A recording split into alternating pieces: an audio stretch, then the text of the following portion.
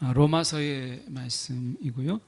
우리가 로마서를 계속 살펴보고 있는데 오늘 로마서 6장 22절에서 23절 우리가 두 절의 말씀입니다. 로마서 6장 22절과 23절의 말씀, 성경으로 보실 분들은 신약성경 247쪽의 말씀입니다. 제가 봉독해 올립니다.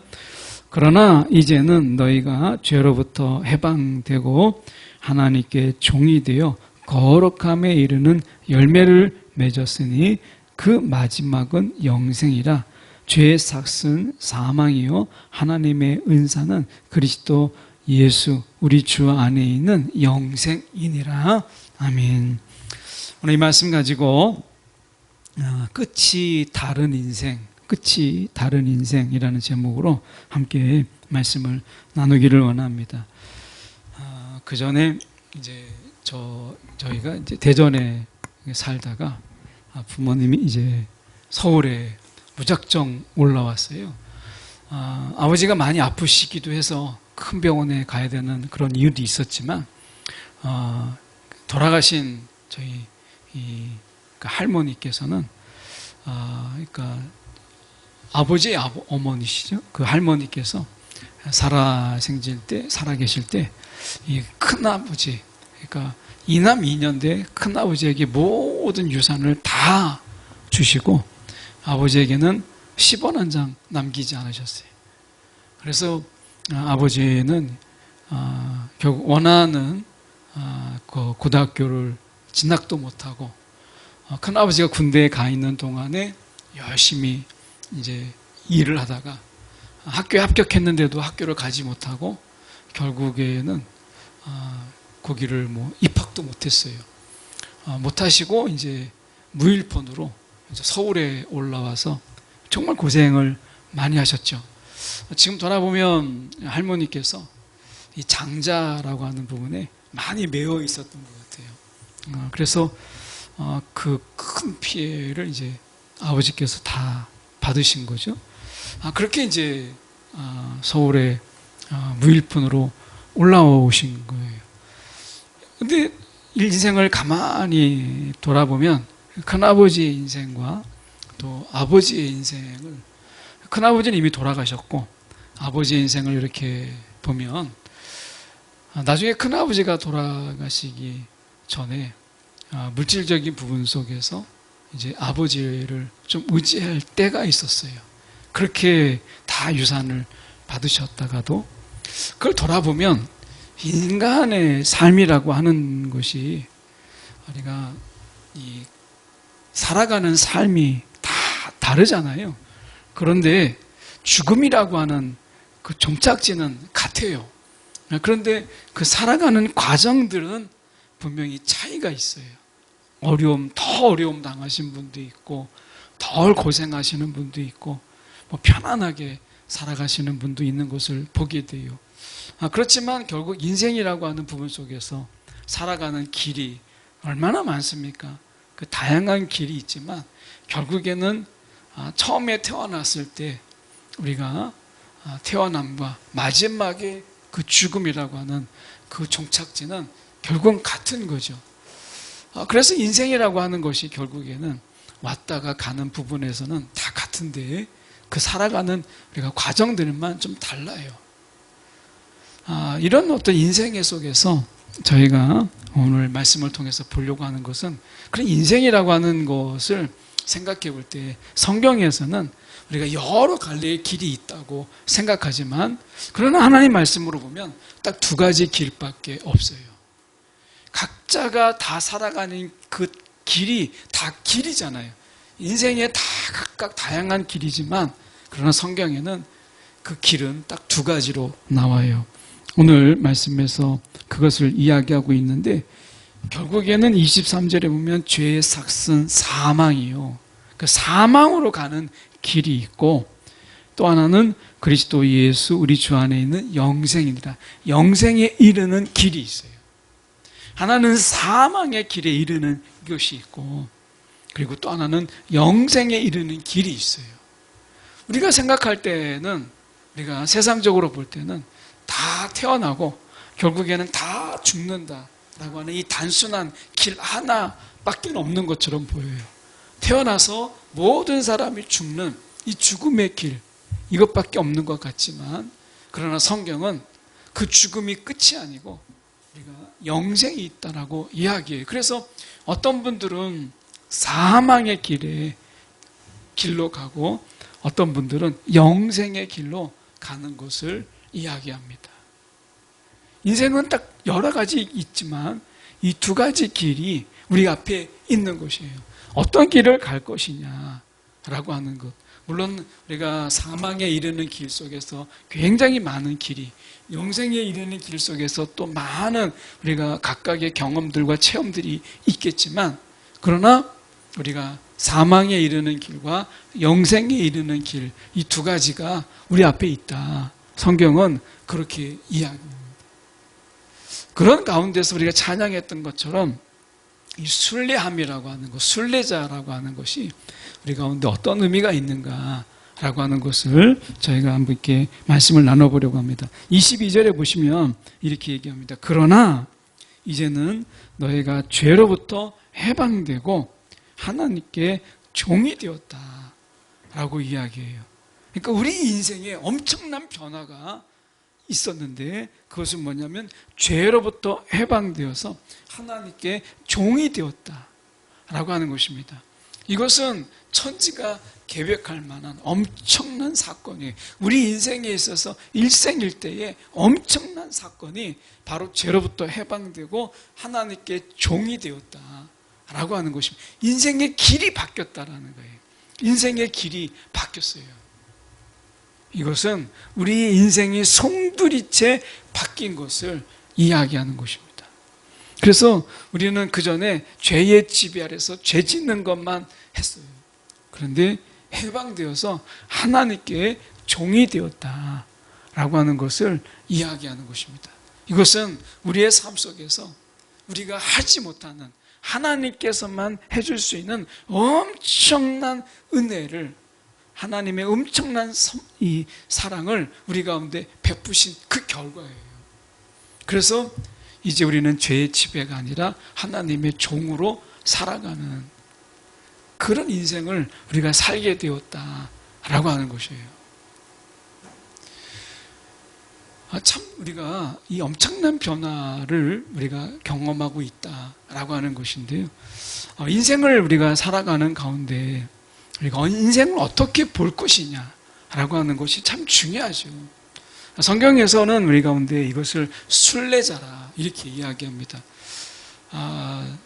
제가 나중에 꼭 하고 싶은 것 중에 하나가, 제가 이제 그 스페인의 그 산티아고로 가는 그 길, 산티아고 순례길을 이게 조금 나중에는 정말 한번 가봐야 되겠다, 이런 생각을 가지고 있는데, 국내에서 이 산티아고 가는 길 순례길을 본따서 만든 곳이 제주도의 둘레길이거든요. 제주도의 둘레길. 제주도의 둘레길을 다 돌았던 분의 얘기를 들어보니까 한 달 정도 일정을 잡아야 제주도 전체의 둘레길을 다 둘러본다고 해요. 그러면 구석구석에 제주도의 이 멋과 광경들, 풍경들을 다 즐길 수 있다고 그래요. 그러니까 제주도만 이 둘레길만 여유 있게 다 돌아보려고 해도 한 달이 걸리는 거예요. 산티아고 가는 그 길이 한 달짜리가 있거든요. 순례길이. 그러니까 거기에 본따서 제주의 둘레길을 어떻게 보면 딱 한 달 이렇게 갖게 만든 거예요.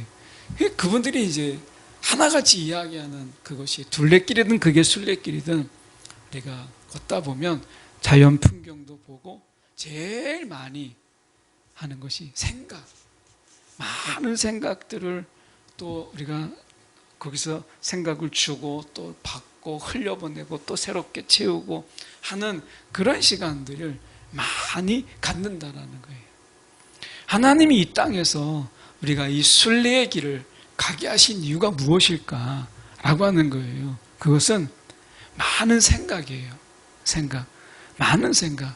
결국 우리가 우리의 생각들을 다 이렇게 내려놓고 예수의 생각으로 채우는 그 시간들이 순례의 그 시간이라는 거죠. 그 순례의 시간 동안에 우리의 생각들과 죄 짓던 생각들을 다 내려놓고, 죄의 지배 아래서 우리가 생각했던 것들을 다 내려놓고, 하나님의 종이라고 하는 것은 주인을 생각하는 거거든요. 결국 죄의 종이라고 하는 것은 죄를 생각하는 거고요. 그래서 죄의 종이에요. 하나님의 종이라고 하는 것은 하나님을 생각하는 종이에요. 종은 우리가 뭔가를 하는 것도 있지만 종은 그 주인을 생각하는 거예요. 그래서 죄의 지배 아래에 있을 때는 항상 죄의 생각들만 해요. 죄 지을 생각들만 합니다. 그게 죄의 종이에요. 그래서 어떻게 보면 늘 다투고 증오하고 미워하고, 그리고 누굴 넘어뜨리고, 그리고 무엇을 빼앗고, 이런 것들만 생각하는 거예요. 그게 죄의 종이에요. 생각이 죄의 지배 아래 갇혀 있는 거예요. 생각이. 이걸 우리가 죄의 종이라고 이야기해요. 그래서 죄의 종 가운데서 늘 죄 지을 생각들만 합니다. 탐욕과 미혹과 증오와 이런 것들만 우리가 생각하는 거예요. 근데 하나님의 종이에요. 하나님의 종은 내가 무엇을 하느냐보다 더 중요한 것은 하나님을 생각한다는 거예요. 하나님의 생각으로 우리가 생각한다는 거예요. 용서하고 긍휼을 베풀고 다른 사람에 대해서 우리가 인내함, 헤세드로 다른 사람을 섬기는, 주님께서 섬김으로 이 땅에 오신 것처럼 우리가 하나님을 생각하는 거예요. 죄의 지배는 죄 짓는 것만 생각한다면 하나님을 어떻게 하면 기쁘실까? 하나님의 마음이 어떠하실까? 하나님을 생각하면서 우리가 살아가는 것. 이게 하나님의 종이에요. 어떻게 보면 우리가 22절에 보면 하나님께 종이 되어 거룩함에 이르는 열매, 거룩하게 이르게 된다는 거예요. 그 거룩함에 이르는 열매를 거둘 때 그 거룩함이라는 생각의 거룩함을 이야기하는 거죠. 먼저 생각이 바뀌어야 우리의 행함이 바뀌는 거예요. 그래서 우리의 생각을 거룩하게 하세요. 죄의 지배 아래에 있을 때는 우리의 생각이 더럽고 추하고 냄새나고 썩음만 가득했어요. 그런데 하나님의 종이 되어서 우리의 생각들이 이제 선을 생각하고 선한 싸움을 생각하고 다른 사람을 우리가 구제하고 또 긍휼을 베풀고 하는 이런 생각들을 우리가 가지게 되는 거예요. 하나님의 생각들을 이제 우리의 생각으로 품고 살아가는 거예요. 그래서 지배가 다르면 가장 먼저 달라지는 게 생각의 변화가 우리 가운데 생기게 돼요. 도저히 내가 생각할 수 없었던 일들을 생각하게 되는 것이죠. 그래서 우리가 그 생각이 거룩함에 이르게 돼요. 그러니 당연히 우리의 열매, 우리의 삶의 열매가 맺어지지 않겠어요? 우리의 생각이 어떠하느냐에 따라서 우리의 행동의 삶의 열매는 달라지는 거예요. 우리의 생각이 가인의 생각을 보세요. 결국 가인의 생각 속에서 하나님을 향한 원망과 그리고 아벨의 제사의 시기 속에서 원망과 시기가 만나니까 결국엔 동생 아벨을 죽이잖아요. 하나님이 가인에게 경고하셨어요. 죄가 내 앞에 엎드려 있나니 이제 여차하면 달려들어올 수 있나니 너의 생각을 바꾸라는 거예요. 생각을 바로 하라는 거죠. 근데 하나님의 경고를 그가 받았음에도 불구하고 생각을 변화시키지 못했어요. 결국에는 그 생각 속에 타고 들어온 더러운 영이 그로 하여금 아벨을 죽이게 하죠. 그렇다고 해서 가인이 죄가 없는 거냐? 아니죠. 그 생각, 하나님께서 분명히 말씀하셨어요. 죄 지을 생각, 아벨을 어떻게 하면 증거 없이 죽일까? 이 생각했던 그 생각을 하나님이 분명히 경고하셨음에도 불구하고 그가 바꾸지 못했어요. 오늘 하나님의 종이라고 하는 것, 우리의 생각을 먼저 거룩하게 하는 거예요. 우리의 마음을 거룩하게 하는 거예요. 그러면 우리 뒤에 따라오는 거룩함에 이르는 삶의 열매, 세번역은 이 열매를 삶의 열매라고 번역을 했어요. 이 삶의 열매가 우리 가운데 달라지는 거예요. 이 삶의 열매가. 그리고 그 끝도 달라요. 그 마지막은 영생이라. 22절에 분명히 얘기하잖아요. 그 마지막은 영생이라. 우리가 이르는 길이 다른 거예요. 사망의 길이 아니라 영생의 길로 이르게 되는 거예요. 그 시작이 어디냐? 우리의 생각이 하나님의 다스림, 하나님의 종이 되어야 돼요. 우리의 생각이. 오늘도 우리에게 많은 그런 생각들이 왔다가 사라지기도 하고 아직도 우리 가운데 머물러 있기도 하고 그렇잖아요. 하루를 살다 보면 우리 가운데 계속 들어왔다 나갔다 하는 게 뭐예요? 생각이잖아요. 수많은 생각들이 우리 가운데 들어왔다가 또 수많은 생각들이 사라졌어요. 어떤 생각들은 단순하게 들어왔다 나가는 게 아니라 우리를 지배하고 우리를 장악해요. 우리가 아무것도 하지 못하도록 우리를 짓누르기도 합니다. 그 생각 속에서 우리는 갇혀서 그 생각에 의해서 행동하게 되는 것을 보게 돼요. 그래서 오늘 하나님께 종이 된다라고 하는 것은 하나님의 생각을 내가 생각하는 거예요. 그러면 하나님의 생각이 어디에 내가 있어요? 성경 속에 있잖아요. 하나님의 생각을 다 성경 속에 모든 건 아니지만 하나님의 생각을 성경에 담아 두었어요. 성경을 읽는다라고 하는 것은 생각을 바꾸는 거고요. 성경을 묵상한다라고 하는 것은 생각에 길을 내는 거예요.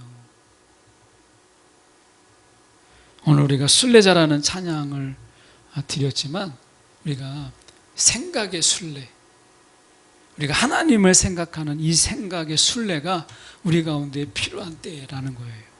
그렇지 않으면 세상이 우리 가운데 뿌려놓고 간 그 가라지 같은 생각들, 염려, 근심, 초조, 불안 이런 게 많잖아요. 우리가 사단이 쓱 와서 우리가 가라지를 뿌려요.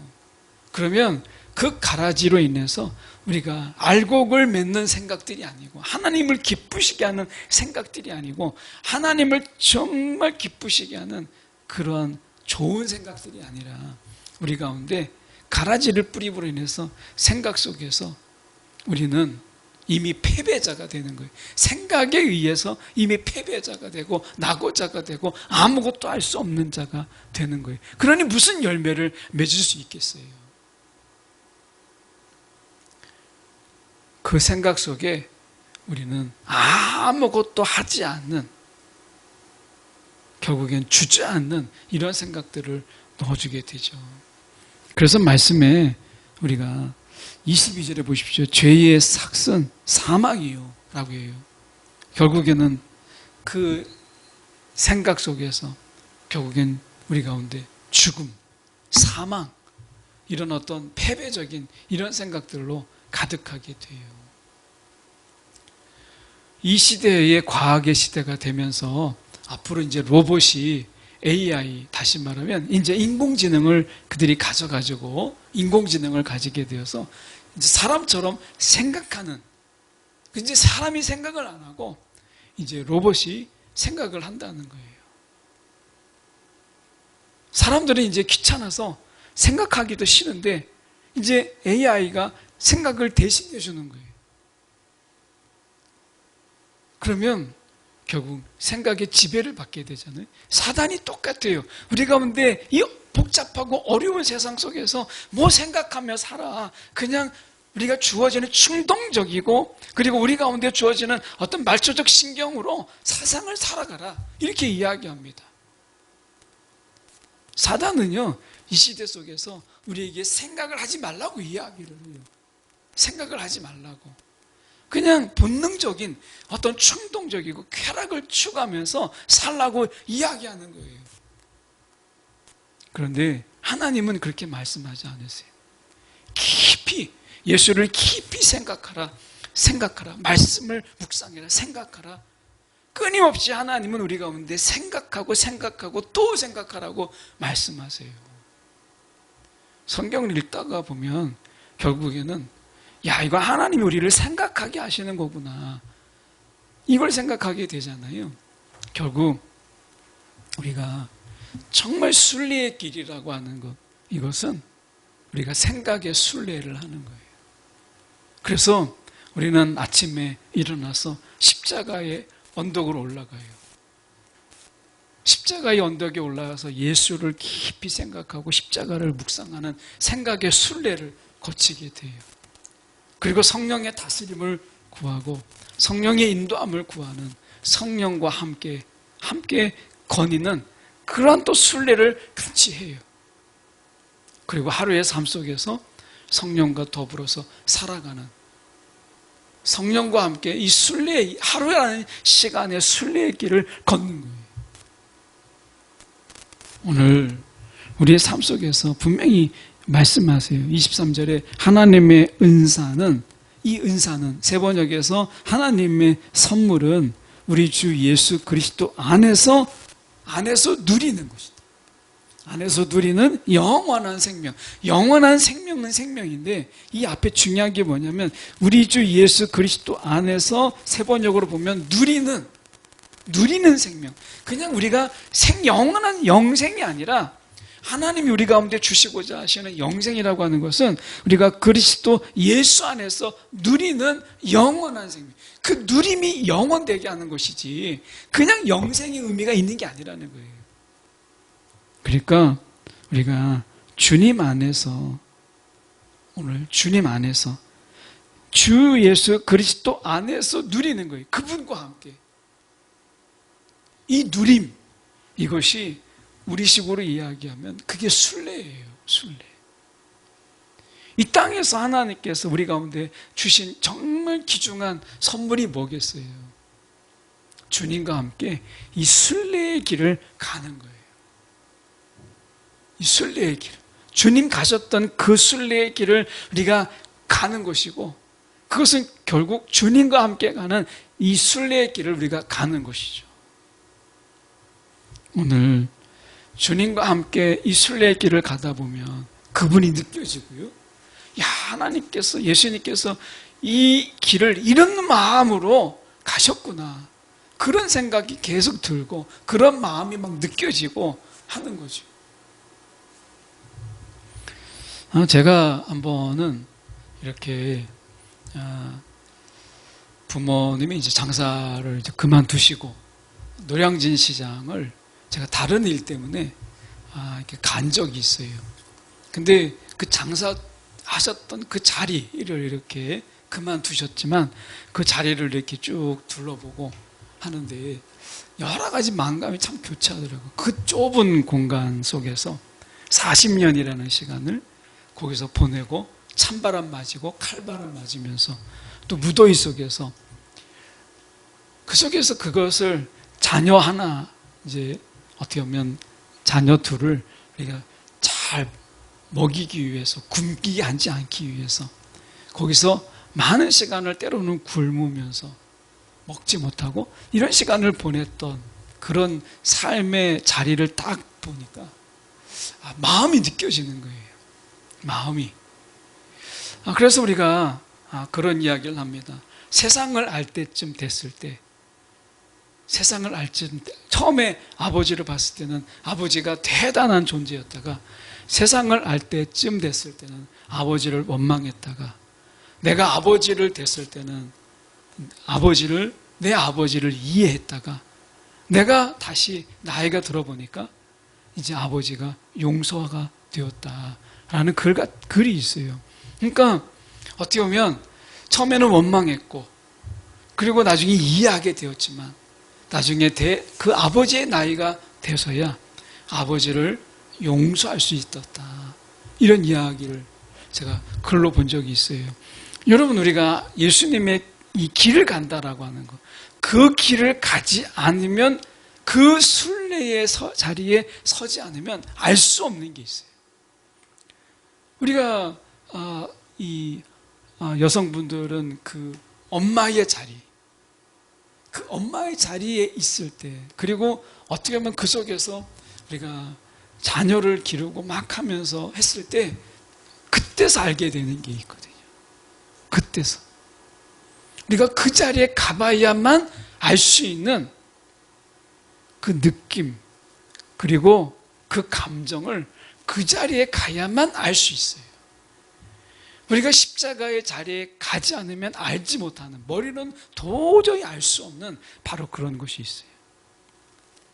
저는 선교지를 이렇게 선교 후원도 하고 선교지를 위해서 기도하기도 하지만, 저는 할 수만 있다면 선교지의 땅을 밟아보는 게 좋다.